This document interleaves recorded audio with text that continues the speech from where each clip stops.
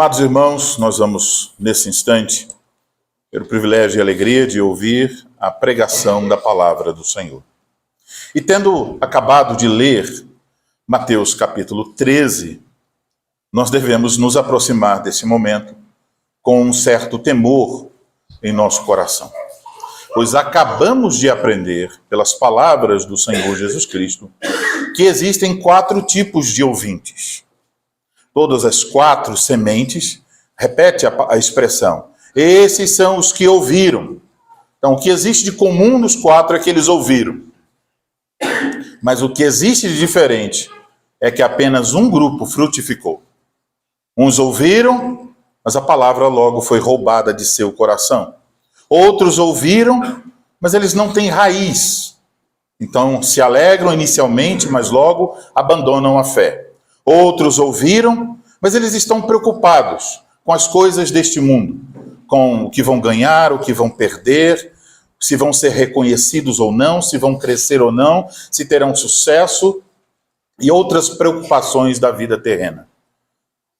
O mundo sufoca a palavra e torna a palavra infrutífera em nosso coração. Só há um terreno bom aqui na parábola, onde a palavra frutifica e dá realmente muitos frutos. Portanto, a oração de cada um de nós deve ser nesse instante: Senhor, que o meu coração seja conforme este último solo, um terreno frutífero para a tua palavra. Por quê? Todas as outras parábolas também complementaram a ideia da primeira. Que os 3 primeiros grupos são exatamente o joio descrito na outra parábola. São os peixes lançados fora. São aquilo que será lançado para longe e não participará do reino de Deus. Por isso, com temor e tremor, ouçamos a palavra de Deus nesta manhã. Estamos em uma série de pregações na carta do apóstolo Paulo a Tito, e hoje chegamos ao capítulo 2, versículos 4 e 5, mas inicialmente faremos uma leitura no livro de Gênesis, capítulo de número 2.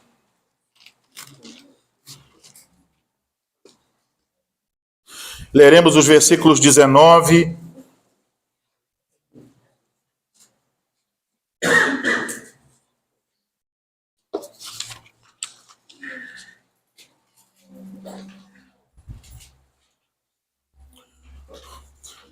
Houve um pequeno erro aí, é 18 na verdade, irmãos. Vamos começar do 18. Disse mais o Senhor Deus: não é bom que o homem esteja só. Far-lhe-ei uma auxiliadora que lhe seja idônea. Havendo, pois, o Senhor Deus formado da terra todos os animais do campo e todas as aves dos céus, trouxe-os ao homem para ver como esse lhe chamaria. E o nome que o homem desse a todos os seres viventes, este seria o nome deles. Deu nome o homem a todos os animais domésticos, às aves dos céus e a todos os animais selváticos. Para o homem, todavia, não se achava uma auxiliadora que lhe fosse idônea. Então o Senhor Deus fez cair pesado sono sobre o homem, e este adormeceu. Tomou uma das suas costelas e fechou o lugar com carne. E a costela que o Senhor Deus tomara ao homem, transformou-a numa mulher e lhe a trouxe. E disse o homem: esta afinal é osso dos meus ossos e carne da minha carne, chamar-se-á varoa, porquanto do varão foi tomada. Por isso deixa o homem pai e mãe e se une à sua mulher, tornando-se os dois uma só carne. Ora, um e outro homem e sua mulher estavam nus e não se envergonhavam. Agora vamos à carta de Paulo a Tito, capítulo 2.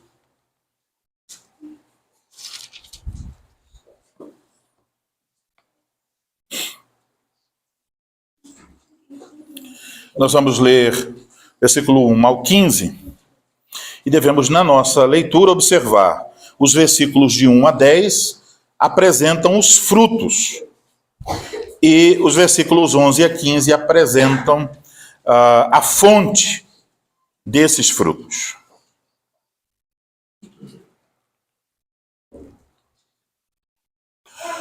Tu, porém, fala o que convém à sã doutrina.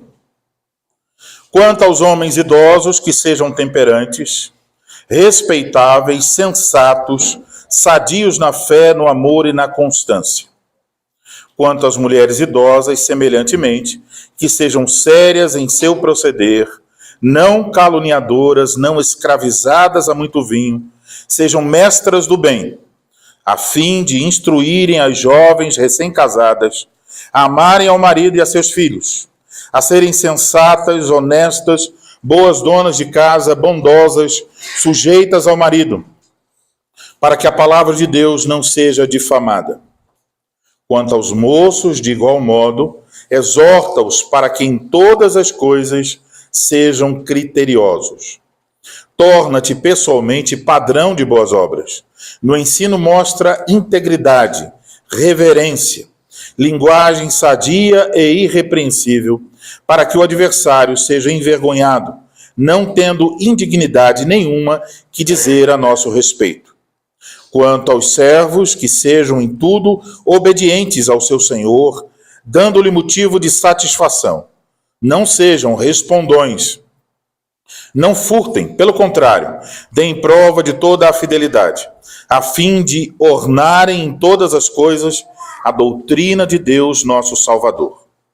Porquanto a graça de Deus se manifestou salvadora a todos os homens, educando-nos para que, renegadas a impiedade e as paixões mundanas, vivamos no presente século sensata, justa e piedosamente, aguardando a bendita esperança e a manifestação da glória do nosso grande Deus e Salvador, Cristo Jesus, o qual a si mesmo se deu por nós, a fim de remir-nos de toda iniquidade e purificar para si mesmo um povo exclusivamente seu, zeloso de boas obras.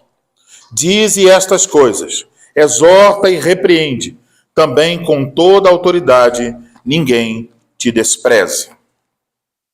Até aí a leitura da palavra do Senhor. Agora vamos ler mais uma vez, irmãos, os versículos 4 e 5, que são o texto da pregação desta manhã. A fim de instruírem as jovens recém-casadas a amarem ao marido e a seus filhos, a serem sensatas, honestas, boas donas de casa, bondosas, sujeitas ao marido, para que a palavra de Deus não seja difamada. Oremos ao Senhor.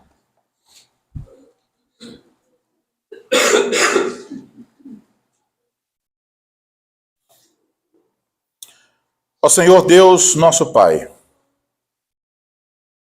nós vamos ouvir agora, Senhor, a exposição da Tua palavra.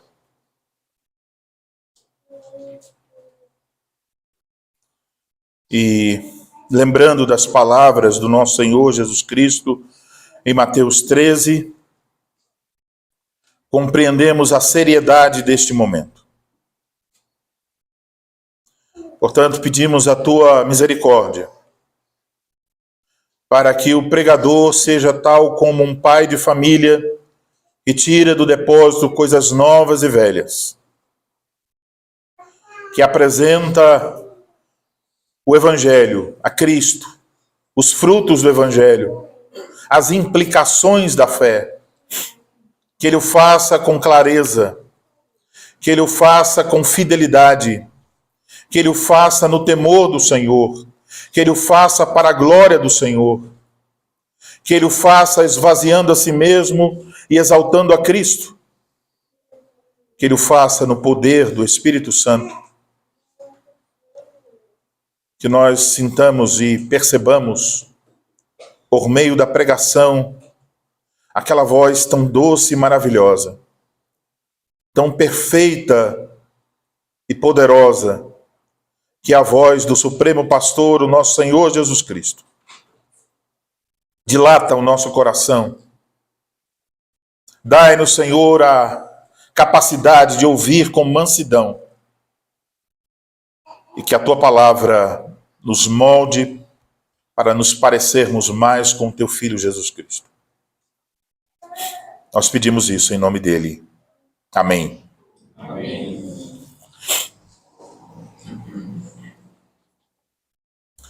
Amados irmãos, em nosso Senhor Jesus Cristo, sabemos que aqui nesta parte da carta, no capítulo 2 da Epístola de Paulo a Tiago, o apóstolo está instruindo Tito sobre o que Tito deveria ensinar aos membros da igreja em Creta. E nesta instrução, podemos perceber uma relação que está por toda a carta. Essa relação foi mencionada 2 sermões atrás. A relação entre a doutrina que produz saúde, a sã doutrina, e aquilo que lhe convém, aquilo que é adequado a esta doutrina. Isso também já foi dito nas primeiras linhas da carta, quando o apóstolo Paulo fez uma relação falando sobre o pleno conhecimento da verdade segundo a piedade. Há um casamento. A verdade está casada com a piedade. O que já temos aprendido neste capítulo é que onde a graça de Deus estiver operando, se seguirão a esta operação da salvação os frutos condizentes com esta salvação. A sã doutrina é ouvida, crida, e ela produz algo que convém, que é condizente com ela, frutos desta mesma graça na vida daqueles que ouvem esta doutrina. O capítulo 2 começou com os homens mais velhos e estendeu-se no último domingo às mulheres mais velhas.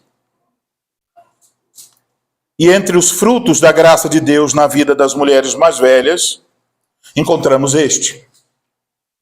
Elas devem ser mestras do bem, a fim de instruírem as jovens recém-casadas. Sobre isso, poderíamos fazer algumas perguntas a título de recapitulação. O que as mulheres mais velhas devem fazer? O texto diz, a fim de instruírem. Observamos que este verbo instruir aqui, ele significa restaurar os sentidos de alguém. Significa manter alguém no seu dever. Poderíamos ilustrar isso da seguinte forma. Imagine que um soldado está encarregado de manter a guarda em uma guarita. E o sargento passa e o encontra dormindo. O sargento apresentará uma admoestação, uma exortação a esse soldado, dirá, aqui você não pode dormir. O posto que você ocupa requer que você esteja acordado. É sobre esse tipo de instrução. A instrução que está relacionada ao dever. Agora, a quem deve instruir? A quem as mulheres mais velhas devem instruir? O texto diz, as jovens recém-casadas. Porém, como eu já observei, no texto grego não tem a ideia de recém-casadas. Apenas a ideia de que as mulheres mais velhas devem instruir as mulheres mais novas. E vimos na última pregação como isso coloca todas as mulheres da igreja em uma posição em que elas vão aprender com alguém que é mais velha e vão ensinar alguém que é mais nova. Então isso se aplica a todas as mulheres. Sempre é possível ensinar alguém mais jovem e aprender com alguém mais velho. Então, mas aqui a ênfase então está nas mais jovens e não no fato de serem casadas. Parece que as nossas traduções optaram por fazer essa menção às jovens recém-casadas, porque o texto diz amarem seus maridos. Então, fica claro que está focando aí na ideia de mulheres casadas. Mas essa instrução não deve ser restrita às jovens recém-casadas, porque uma moça e até uma menina pode aprender alguma coisa sobre o casamento muito antes de entrar em um relacionamento como este. Então, as mulheres mais velhas podem ensinar a todas as moças e meninas da igreja por meio do seu exemplo e por meio da instrução. Agora, o que devem ensinar? Qual é o conteúdo deste ensino? O verbo instruir, como eu disse, restaurar alguém aos seus sentidos. E olhamos para o que é dito a seguir, nos versículos 4 e 5. Indica então que esta instrução mencionada aqui não é uma instrução de caráter formal. Não está falando de uma mulher dando uma palestra, não é isso que está requerendo aqui. Não está falando de instrução teológica, ainda que o pano de fundo seja a sã doutrina. Mas é uma instrução de caráter prático. Essa é a razão porque Tito não pode ensinar as mulheres mais novas. Tito ensina aos homens mais velhos, as mulheres mais velhas, os rapazes e os servos. Mas as moças, as mulheres mais novas que ensinam são as mulheres mais velhas. É de caráter prático. É pelo exemplo. É pelas conversas do dia a dia. Então a ideia aqui é de uma instrução prática adequada ao ensino que se está ouvindo, a sã doutrina. E quais são então esses frutos da graça de Deus que devem ser vistos, devem ser ensinados às mulheres mais novas? Podemos perguntar, como é que uma mulher pode evidenciar uma feminilidade debaixo da graça de Deus? Como é que ela pode ser uma mulher que demonstra na sua vida uma vida piedosa? Os versículos 4 e 5 respondem, e nós temos uma lista um pouco comprida. E eu confesso que eu fiquei muito na dúvida entre separar esses 7 frutos em 2 sermões ou apresentá-los de uma vez. Mas resolvi apresentá-los de uma vez. São então 7 frutos da graça de Deus na vida das mulheres mais novas. E de fato, a maioria desses frutos tem relação com mulheres que se casaram recentemente. Mas, como já disse, não se restringe a elas. Sobre isso, podemos então concluir que as mulheres mais velhas, para ensinarem às mais novas estas coisas, elas mesmas já devem estar nesse caminho faz algum tempo. Quanto às jovens solteiras, elas devem olhar para esses frutos e dizer: é esse tipo de mulher que eu quero ser quando eu me casar. E quanto às mulheres a quem Deus chamou para não se casarem, para permanecerem solteiras por toda a sua vida, elas também devem valorizar esses frutos e ajudar as mulheres casadas a aplicarem esses frutos às suas vidas. Então, todas as mulheres da igreja estão envolvidas aqui. E podemos dizer, os maridos também, no sentido em que eles devem conduzir as suas mulheres à maturidade cristã que se evidencia através desses frutos. Ao mesmo tempo, então, esses frutos aparecem aqui. Então vamos olhar para esses frutos da graça de Deus que devem ser vistos na vida de mulheres mais novas. E o primeiro fruto que aparece é este. As mulheres mais velhas devem ensinar as mais novas a amarem o marido. Geralmente, quando nós falamos de amor no casamento, a ênfase das Escrituras fica sempre sobre o marido. A Escritura não diz para o marido: você tem que ser o cabeça do seu lar. Não diz isso. A Escritura pressupõe que ele é. O imperativo não é para ser o cabeça. O imperativo é: amai vossas mulheres. Esse é o imperativo para todos os maridos. E a palavra é bem específica. Agape. Tem a ver com o amor que nós temos em Jesus Cristo. Esse amor perfeito. Um amor como de Cristo pela sua igreja, o amor do marido pela sua esposa. Em geral, a Escritura vai focar na submissão da esposa. Mas aqui aparece algo diferente. Aparece dizendo que as mulheres mais velhas devem ensinar as mais novas a amarem o marido. A palavra grega usada aqui é diferente da palavra usada para falar do amor do marido pela esposa. Mas assim, ainda assim, está aqui a ideia de amor, o amor da esposa por seu marido. Então, fica claro, quando chegamos aqui, que não estamos falando de algum aspecto emocional, o que a esposa sente. Não tem como mudar isso ou aprender a sentir diferente. Não é isso. Não estamos falando aqui também de intimidade conjugal. Perceba bem, estamos falando aqui de um amor que pode ser ensinado e, por outra via, pode ser aprendido. Isso deve acender luzes, porque isso já está ficando muito diferente de tudo que nós ouvimos por aí. Isso quer dizer, uma mulher mais velha pode ensinar a uma mulher mais jovem sobre como amar seu próprio marido. A mulher mais nova pode aprender a amar o seu marido. Então não é o amor dos filmes, não é o amor dos romances, é o amor da graça de Deus. É o amor que a graça de Deus faz surgir na vida das mulheres que foram alcançadas pela graça. A graça, aqui diz, educando-nos. Quando fala, a partir do versículo 15, diz que a graça alcançou todos nós e a graça nos educa. Todos nós estamos na escola da graça. E na escola da graça há uma aula muito especial para as mulheres, na qual a graça ensina as mulheres a amarem seu marido, a cada mulher amar o seu marido.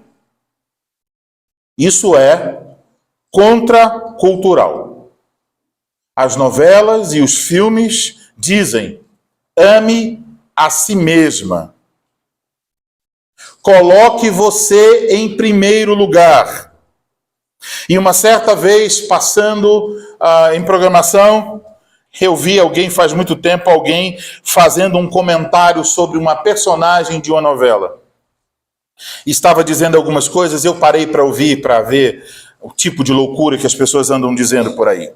E eu lembro que a pessoa que estava comentando sobre aquela personagem de alguma novela, ela disse o seguinte: olha, ela não é fiel ao seu marido, porque ela está com outro homem. Ela não é fiel ao seu marido, mas ela é fiel aos seus próprios sentimentos. E por isso ela fica com outro. Este é o amor do mundo. Mas o amor aqui descrito é um amor que envolve sacrifício e serviço. Um amor que se aprende enquanto se serve. Portanto, as mulheres mais velhas ensinam sobre este amor, em primeiro lugar, servindo de exemplo. Servindo de forma sacrificial a seus próprios maridos. Mas em seguida, falando de forma positiva sobre o casamento, encorajando as mulheres mais novas a também trilharem o mesmo caminho de amor ao marido. Então veja quanto uma mulher mais velha, que está conversando com as mulheres mais novas e dizendo as seguintes palavras: olha, menina, tu tem certeza que tu vai casar? Porque o casamento é só problema. Tu vai arrumar uma dor de cabeça para você. Ou, olha, se prepare, hein? Tu vai ver a coisa feia depois que tu casar. E entram em um tipo de campanha para denigrir o casamento, dando a impressão que o casamento é ruim. E eu não nego que algum casamento possa estar sendo ruim. Mas se está sendo ruim, não é por causa da natureza do casamento. É por causa dos nossos pecados. Se alguma coisa está ruim no casamento, é porque as pessoas, ou pelo menos uma delas, está vivendo fora da palavra de Deus. Isso pode tornar o casamento ruim. Se um homem, por exemplo, é infiel, ele está tornando o casamento ruim, ele está destruindo o casamento. E aí, realmente, talvez esta mulher estará lamentando e até falando mal do casamento. Mas não é culpa do casamento. Não é culpa de Deus que instituiu o casamento. Então, cuidado com o que você fala. A sua experiência não é a norma sobre este assunto. A norma é a palavra de Deus. O casamento, quando uma mulher faz isso, falando do casamento dessa forma, ela não está ajudando as mulheres mais novas, mas está se opondo à graça de Deus. Observem que quando o apóstolo vai tratar sobre aquilo que as mulheres mais velhas devem ensinar às mulheres mais novas, este assunto vem em primeiro lugar. Qual é a primeira lição na escola da graça? Aprender a amar o seu próprio marido. Tem a ver com a relação, tem relação com o casamento. Tem relação com os papéis dados em Gênesis 2, 18 ao 25. A mulher é chamada para ser a auxiliadora do seu marido, e esse auxílio deve ser dado no contexto do amor. Quando a mulher cumpre seu papel de auxiliadora, ela mostra amor ao seu marido, e ao mesmo tempo, ao fazer isso, ela aprende a amar servindo. É assim. Então, moças que estão aqui, meninas que se casarão talvez daqui a 10, 15 anos, vocês tenham cuidado para não serem iludidas com uma visão de casamento que seja moldada pelo mundo. Uma visão meramente emocional e romântica.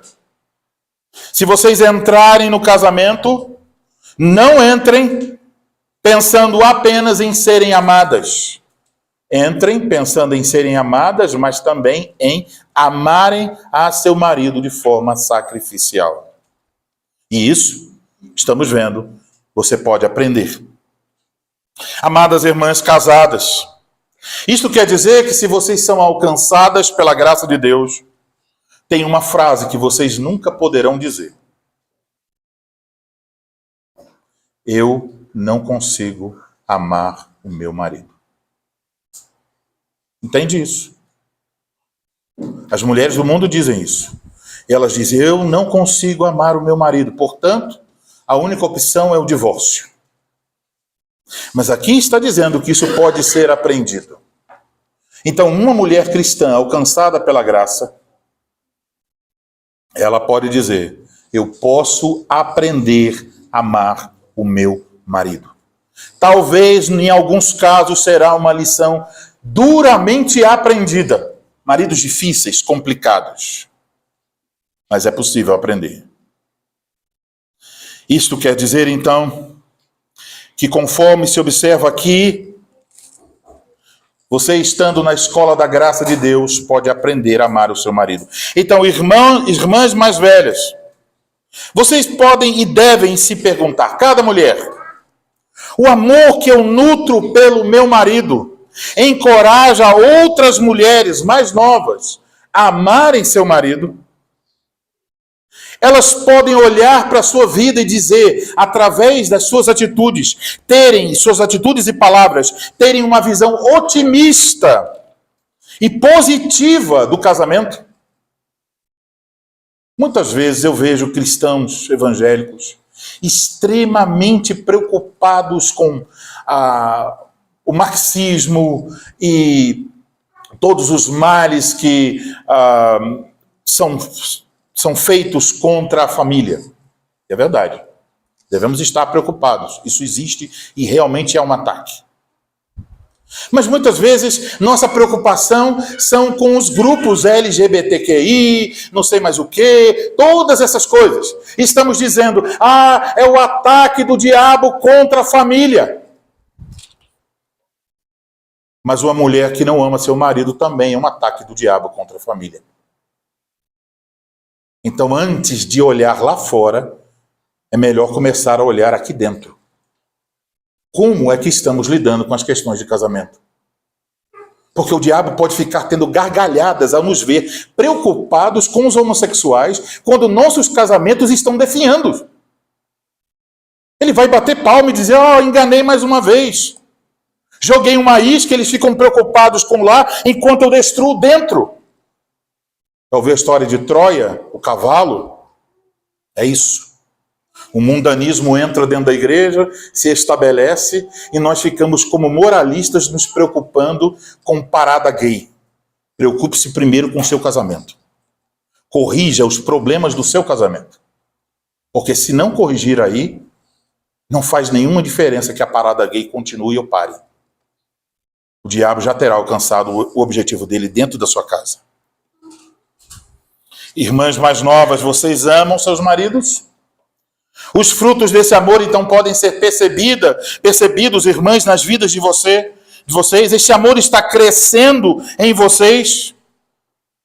E mulheres solteiras, vocês jovens, vocês estão orando para que Deus lhes conceda este amor pelo seu futuro esposo. Vocês querem entrar no casamento não só para receber, mas também para oferecer este amor. Segundo ponto. As mulheres mais novas devem ser orientadas a amarem seus filhos. No texto grego, o verbo amar aqui se repete, também em relação aos filhos.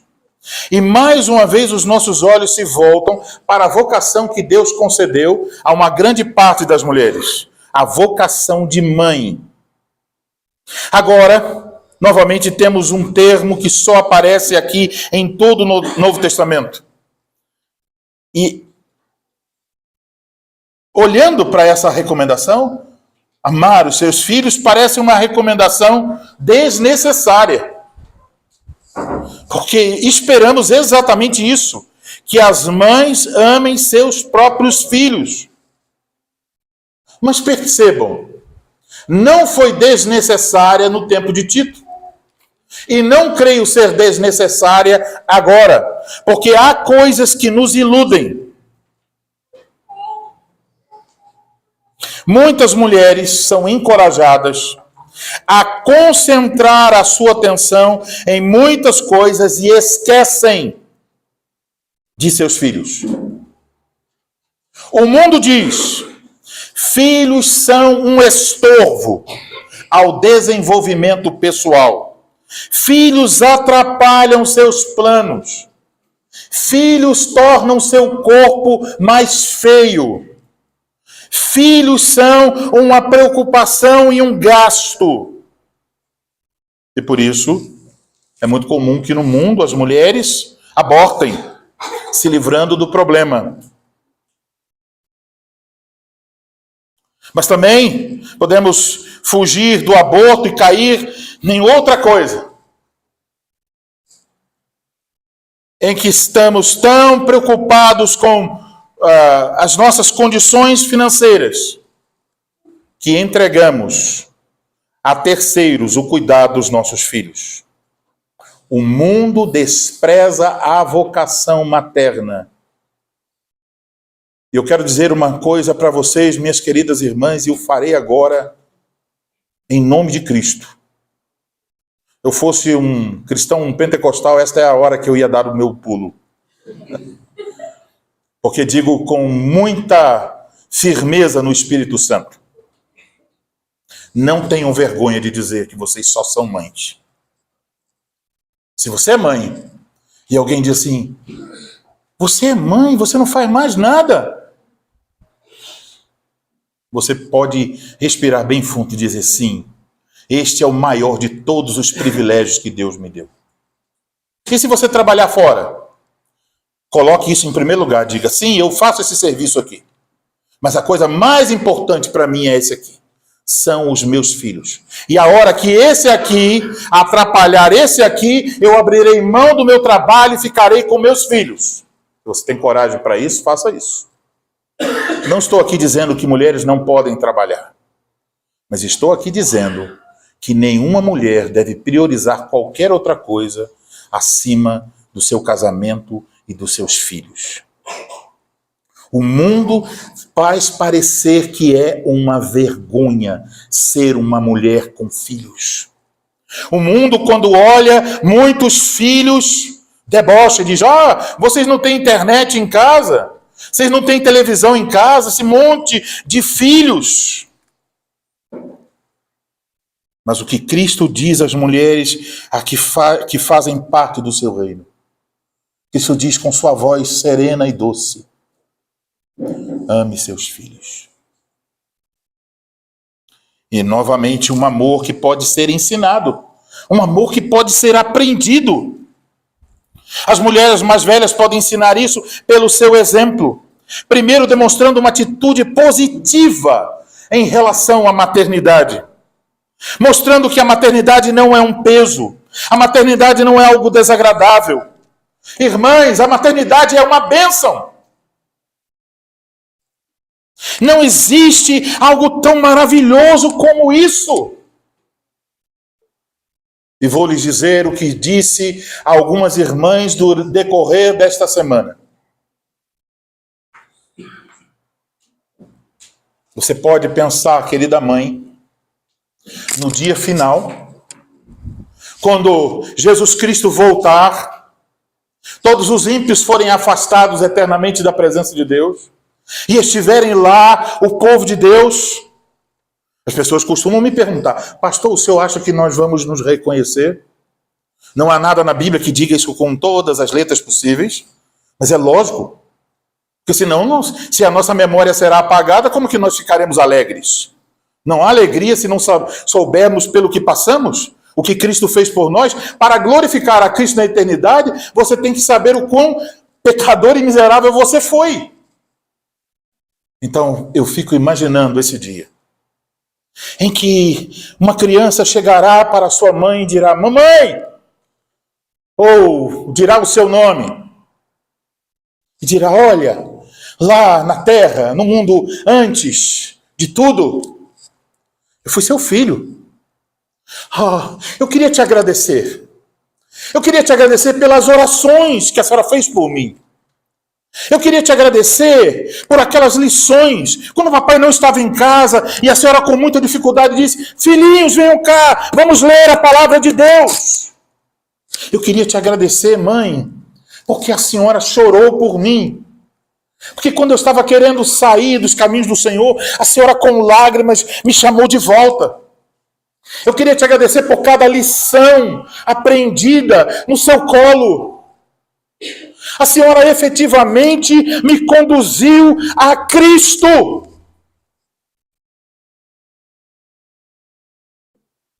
Eu, como pastor, espero ouvir isso. Mas vejam, amadas irmãs, vocês também ouvirão.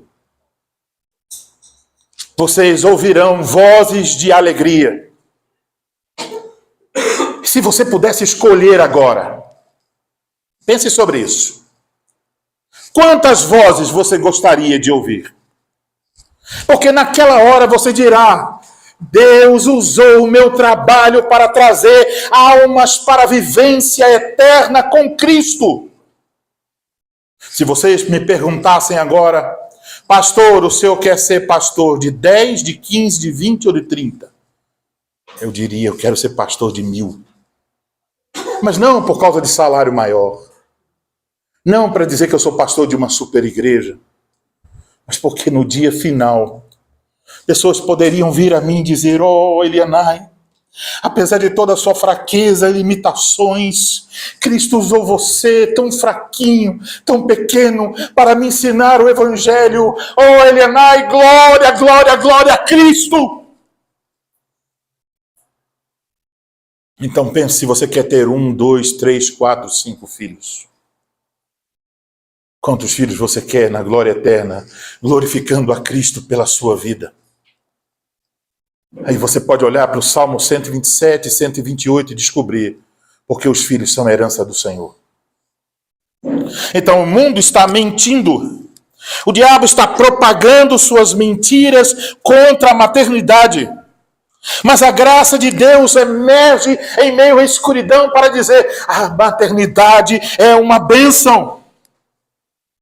Então, minhas amadas e queridas irmãs, vocês são chamadas a exercer a maternidade em Cristo Jesus, a conduzirem seus filhos a Cristo Jesus, a que eles amem a Cristo, a que eles confiem em Cristo.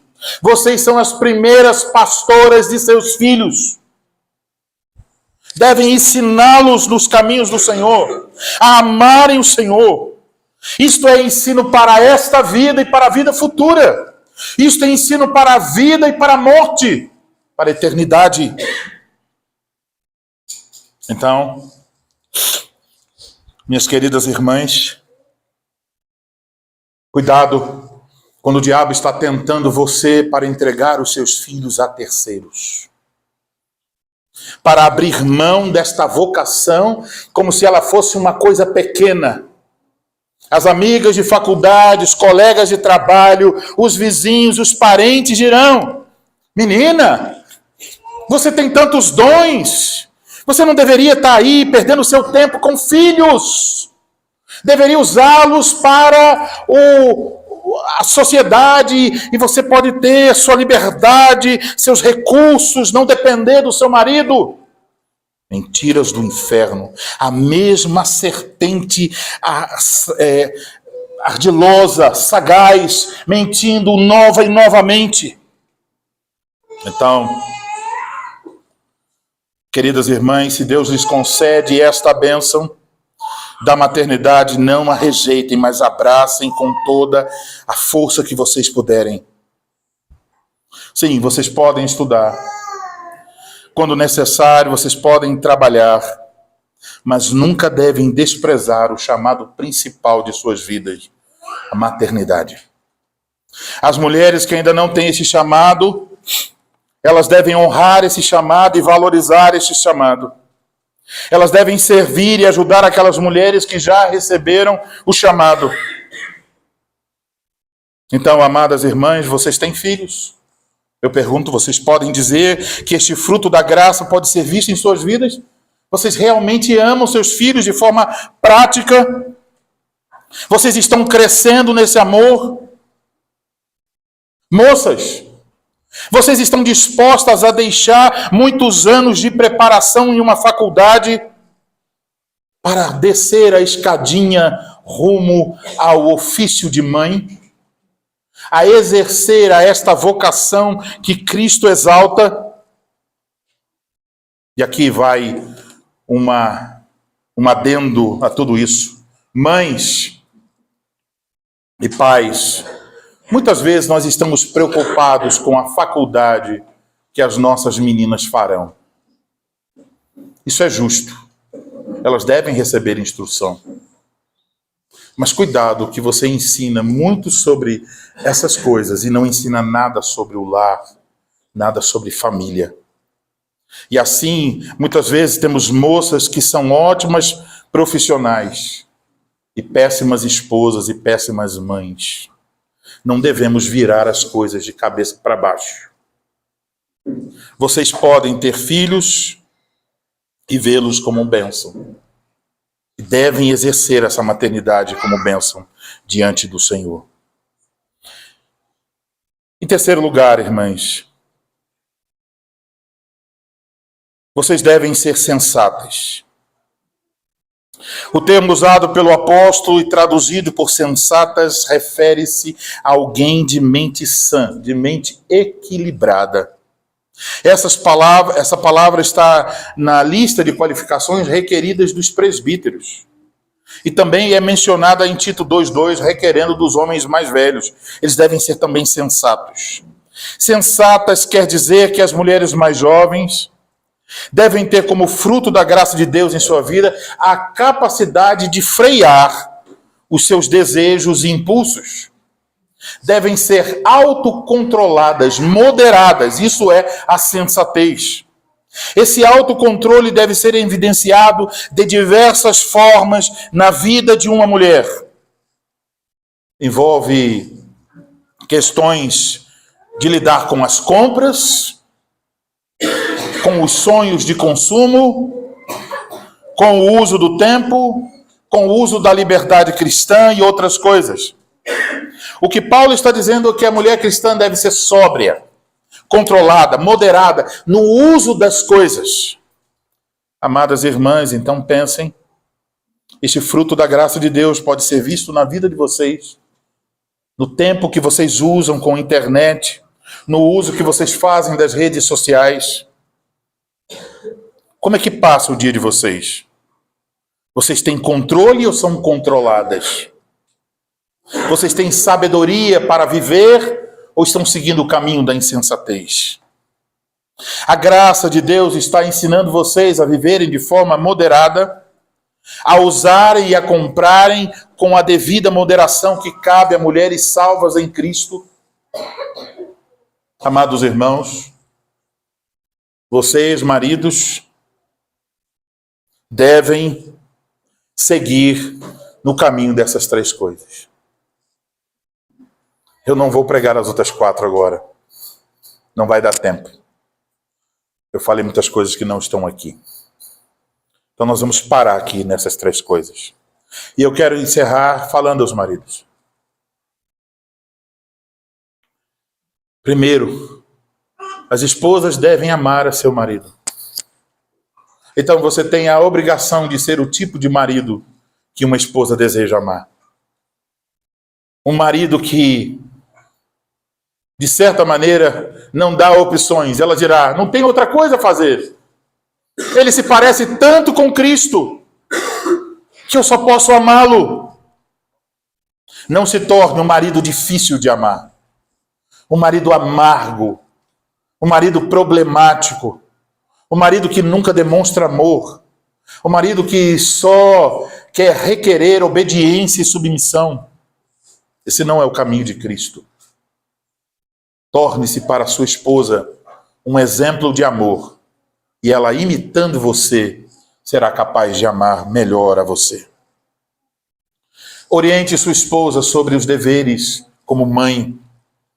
Não deixe que as coisas saiam fora dos trilhos da graça de Deus. Mostre a ela que a prioridade, se você tem filhos, são seus filhos, e não a carreira promissora em uma empresa ou em algum tipo de comércio. E ensine, instrua sua esposa para que ela alcance sensatez no uso das coisas. Quando você perceber que sua esposa não está sendo sensata, pergunte a si mesmo se você está sendo sensato em ensiná-la.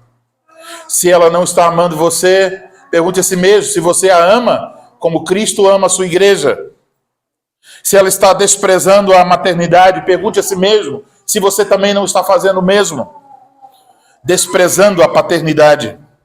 E, amados irmãos, todas essas coisas que estamos vendo não são regras. Não devemos fazer essas coisas para alcançar o favor de Cristo. Já temos o favor de Cristo. Já temos a salvação em Cristo. Então essas coisas aparecem em nosso texto não como uma coisa para abrir os portões do céu, para entrarmos porque fizemos algo, mas porque Cristo já nos salvou. Esses lindos frutos da graça de Deus devem aparecer em nossas vidas, devem aparecer na vida das mulheres desta congregação. Por causa de Cristo, todos nós devemos frutificar como nos ordena a palavra de Deus. Que o Senhor, em sua graça, nos conceda sabedoria, disposição para nos curvarmos diante do que acabamos de ouvir, dizermos em nosso coração: eu desejo esses frutos em minha vida, para a glória de Cristo. Amém.